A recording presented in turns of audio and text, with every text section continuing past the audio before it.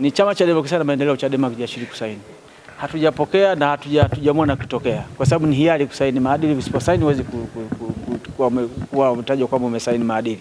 Kwa hiyo sisi tuliwatumia vyama vyote barua, na kando wasema tuliwapigia pia na simu za mkononi kuwakumbusha kwamba tupe nani anakuja kusaini. Sasa kama ametumia mfumo huo sawa, kama hajatumia mfumo huo sawa, lakini sisi tulikuwa tunataka awe amefika kwenye ukumbi huu na kusaini. Akiamua kutokusaini kwa namna mtu anayetaka kuitoa yeye, atoe kwenye mitandao ya kijamii, atoe kwenye nini chochote kile, sisi tulikuwa tunamtambua aje leo. Kwa hiyo hamkupata taarifa rasmi? Taarifa rasmi ni kwamba hatukupata, kwa sababu hakuja hapa kwenye ukumbi. Hatukwambia chama kitujibu kwamba nitakuja au usiji. Sisi tulijiongeza tu kuambia kwa fursa imani, kama umesahau unatakiwa uje tarehe 12. Tumepokea. Kuleta maoni, kuna vyama vingine havijaleta maoni, vimeridhika. Kwa na chenyewe kileta maoni tunajua kimeridhika. Tumepeleka maoni ya pili tena tarehe 4 mwezi huu. Vyama havijawasilisha maoni vingine vyote, tunaashumu vimeridhika na kanuni hizo. Ndio maana ilikuwa swala la kusaini na shughuli zozote zinazohusu masuala ya uchaguzi.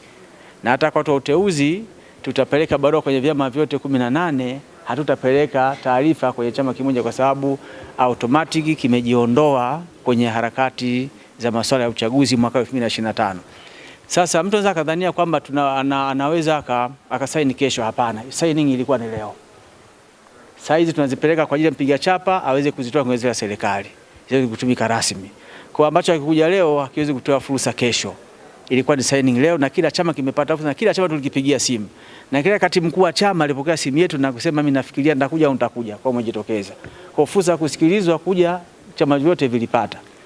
Kwa hiyo chama ambacho hakusaini maadili ya uchaguzi hakitoshiriki uchaguzi mkuu wa rais wa bunge na madiwani unatarajiwa kufanyika mwaka huu, na hakitoshiriki chaguzi zingine zote ndogo zikazotokea katika uhai wa miaka hii mitano kuanzia 2025 mpaka 2030.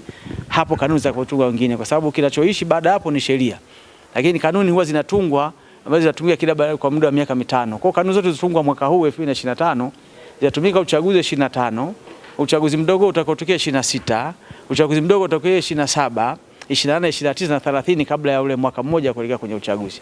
Kwa kama kuna chama cha sasa kijasajili hakijasaini, maana yake hakishiriki uchaguzi wa mwaka huu wa 2025 wa rais wa bunge na madiwani, na uchaguzi mdogo mwingine wowote utakaojitokeza katika kipindi cha uhai wa miaka mitano.